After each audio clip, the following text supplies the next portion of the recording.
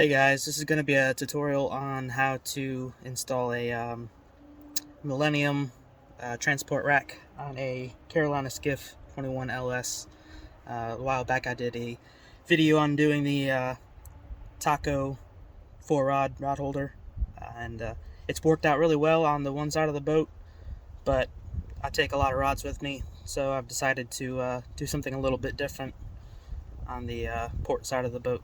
So I'm going to try to give you a little more information this time. I know I missed some steps in the last video I did, but so I'm going to turn the camera around and show you, before I start cutting this time, what I'm going to do.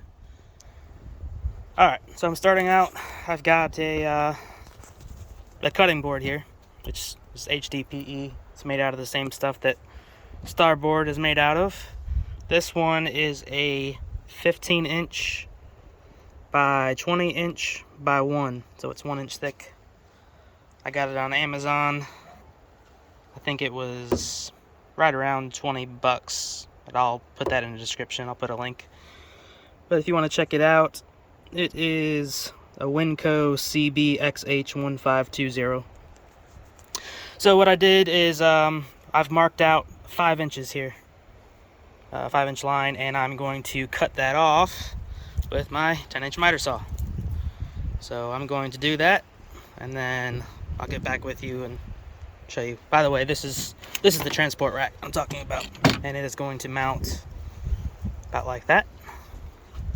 I'll show you what it'll look like in the boat. So I'm going to cut this 5-inch piece and get back with you. Okay, so now you can see what I did. I just mounted the cutting board in the miter saw and cut it off.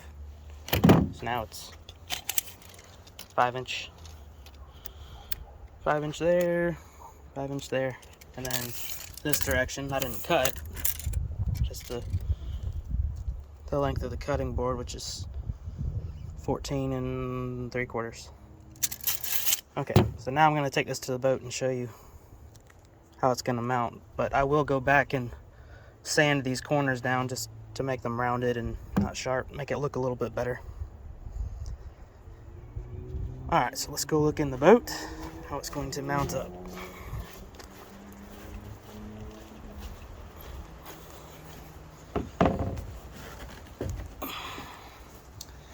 Alright, so there's where the original Atwood piece of crap rod holder's mounted.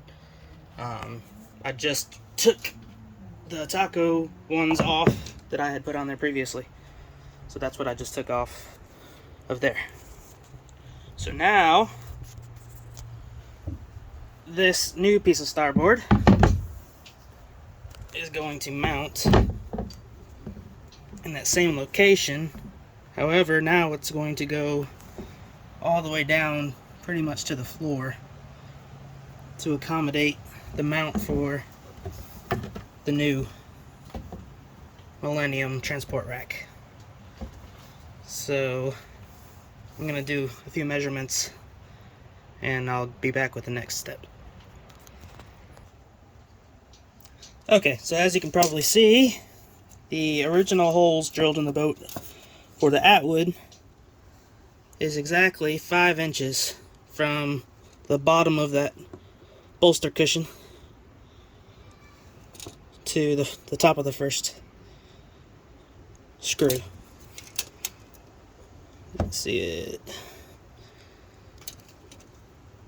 That one's a little bit further down, but because they're staggered on the Atwood set. So I'm going to measure where I want this with it all the way down to the floor. I'm going to set it, and then I'm going to measure down 5 inches from the bottom of that bolster for my first screw location, and then I'm going to mark it. Then I'm going to use my old template, or old piece of starboard, as a template for drilling my holes. But if you're doing this after replacing the Atwood rod holders, then you would just use the Atwood as your template on this. which I'll grab one of my old ones and I'll show you that before I drill it out. Alright, so what I figured out, easiest way for me to do it was I took the rest of the big piece of the cutting board that I just cut that 5-inch piece off of, and I slid it up on the floor to raise the piece that I'm mounting just that 1 inch, because the floor kind of curves at the bottom, so it can't sit on the bottom of the floor. So that's going to raise it up just enough to where the screws will mount, and I make it mount up well, I think. And then what I did from there is I took my square and I just put it even with that padded bolster, came down 5 inches. Oops, that's upside down.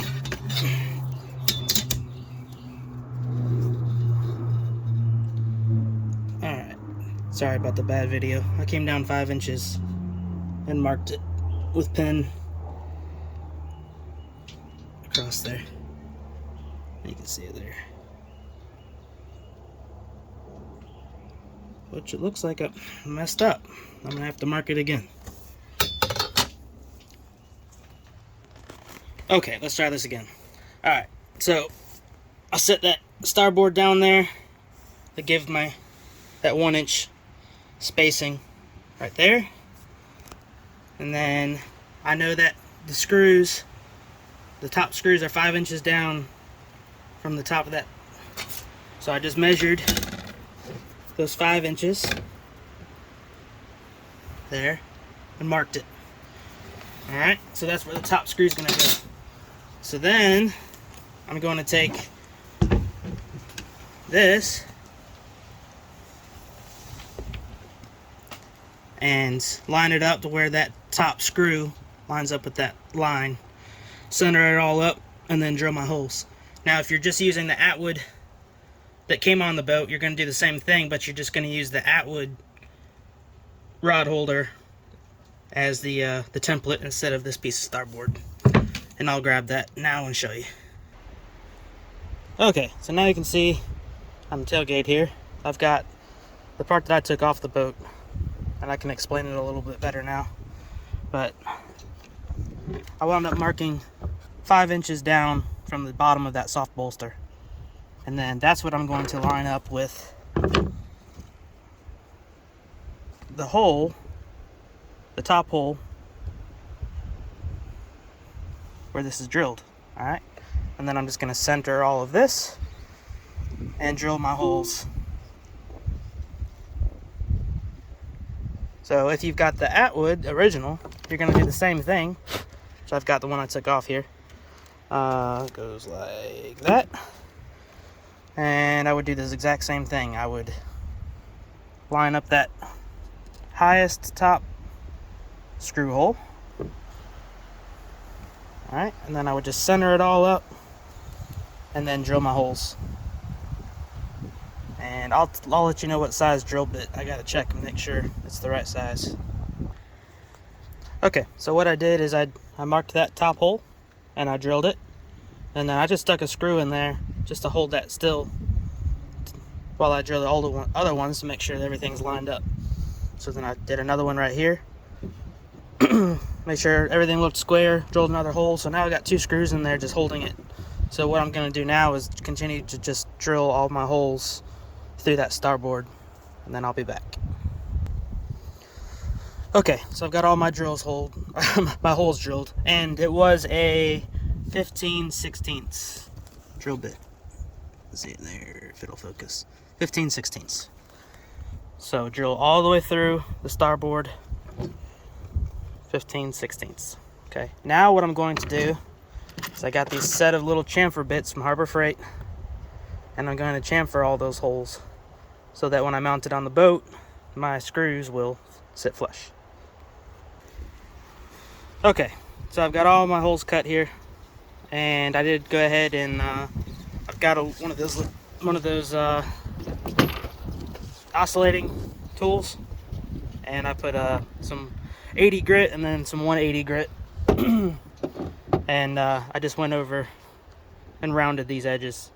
I'm not real concerned about how it looks. If it matches this side just exactly, I'm not that concerned about it. And you could spend the time to make it to look better like I did when I originally did those.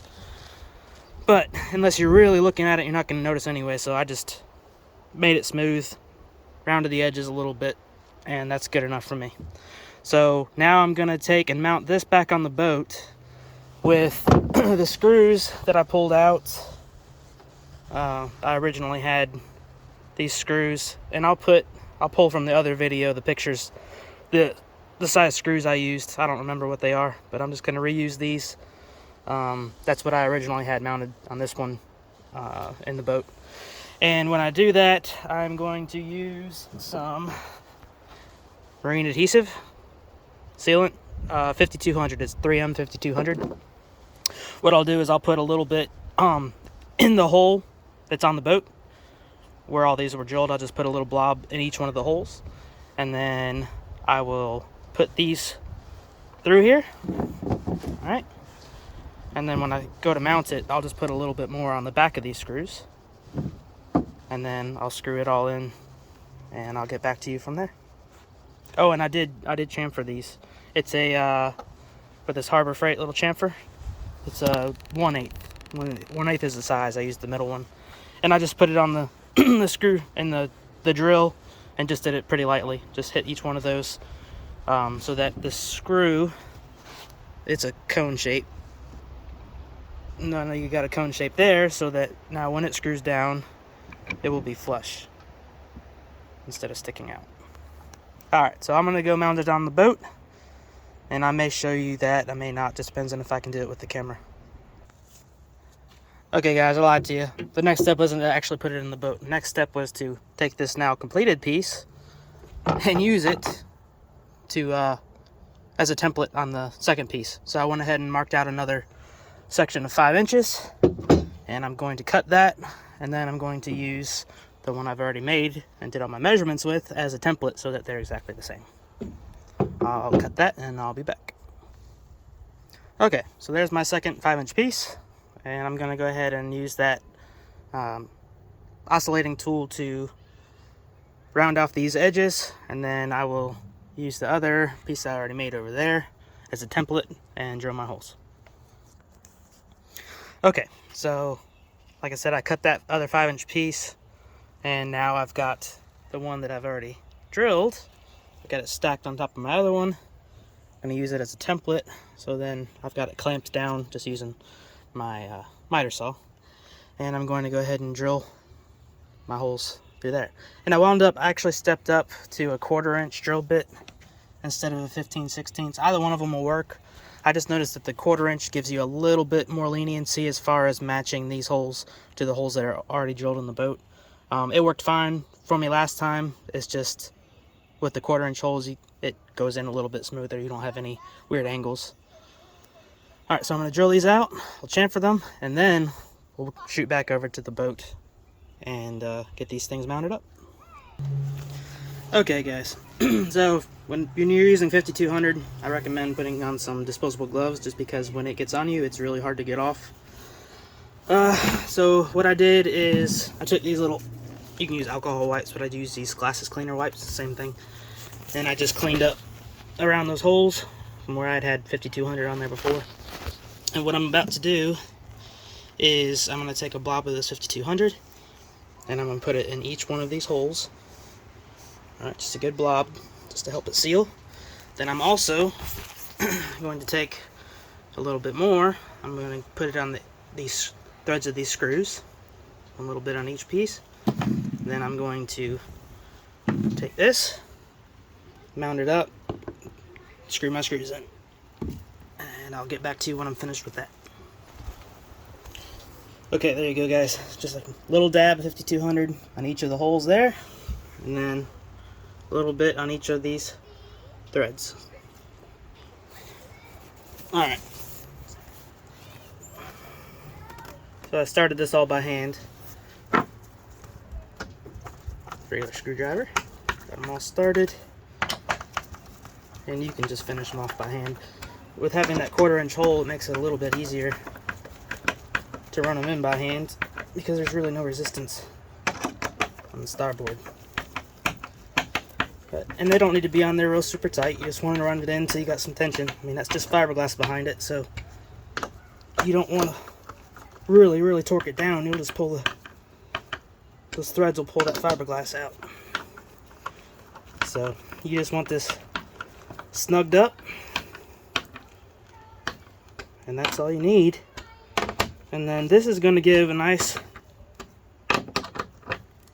big spot or big area for the weight to be distributed for the single plate mount for that Millennium transport rack. You know, I could have just taken the starboard off and then mounted that bracket down here on the hull, but one, I just don't like putting extra holes in my boat if I don't have to. These 6 holes have been here from the factory, so that's nothing new. And instead of having all the force on those on those 4 screws going into the fiberglass there, I've got all that force distributed across this entire plate now when I mount that up. So I'll get that mounted up, and what I'm going to do is I'm just going to mount it flush to the bottom. I want to get it as low as I can to the bottom of the boat, to the floor, so that it doesn't stick up unnecessarily high above the top of the gunnel. Alright, so I'll get that mounted up and I'll get back to you. Alright, so that's what it looks like with the plate installed. You see, I just put it all the way down flush with the bottom and mounted that plate. It's pretty clean. And then now the rod holder, the transport rack, just bolts to that bracket, and it can be pretty easily removed. So I'll install that now and show you. Alright, that's it. It just bolts to there. There's 2 bolts. And then now it is super solid. That is not going anywhere. And the profile, it's not bad. I mean, it sticks out maybe a little bit more than the other one, but you still got plenty of room to walk through. Please excuse my messy boat. I need to clean it out. But the cool thing, I think, about this transport rack is that it can be lifted up.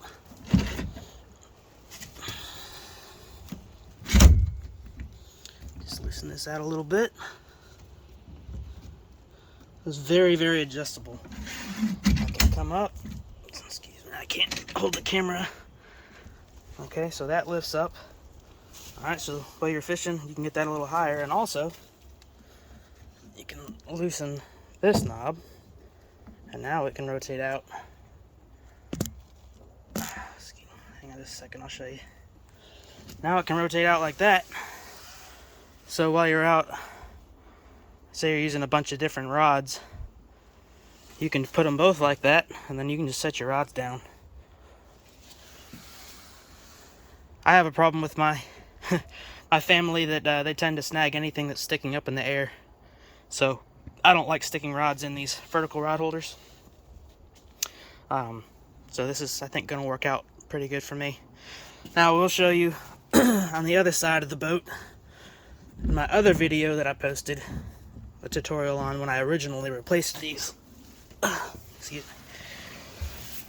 I put these on there. So these were the Taco, whatever you want to call them, rod holders that I had put on there to replace those Atwood junk that doesn't work at all. It's great on this side. I got no problems with it. It holds 4 rods, no issues. Everyone in my family is right-handed, so the handles stick out to the left. So on this side, it's not an issue. The problem I ran into on this side was that even with that 1-inch piece of starboard on there that bumped it out a little bit, the handles would still contact the boat, the gun right there, a little bit. And I just didn't want it constantly marking up the boat. I didn't really want the handles up against the side of the boat, as it just can do damage to either one, and I didn't like it. So I originally thought it was going to work well, and I think this is a better option. So this gives me space for 8 rods now. I don't know if I can utilize all 8, but I think it's more versatile than the Taco. Now, it's more expensive. It was $200 instead of like $14, but they're aluminum, and I think they'll last a long time. So this is my solution. I hope it works. I obviously haven't taken the boat out yet to try it, but I think it's going to work out really well for my situation. If you like the video, I'd appreciate it if you'd like it, and subscribe if you want to see some more Carolina Skiff content. That's pretty much all the videos I'm doing is things I'm doing on the boat so far. And if I get enough people interested, I may start doing some little fishing tutorials or whatnot. Alright guys, appreciate it. Tight lines. Alright guys, so I went back and I tried to find the pictures of the screws I had taken for the size that I mounted the original starboard on when I replaced the Atwood rod holders, and I just couldn't find the pictures. So if you want to see the screw sizes I used, go check out that video. And also, I know I said I was gonna show using the Atwood as the template on the starboard instead of the piece of starboard I already had as a template. I think that's on the other video, so just go check out the other video I posted of installing a Taco 4-rod rod holder on a Carolina Skiff, if you want to see that stuff. This should give you some more detail I may have missed on this video. Alright, thanks guys, tight lines.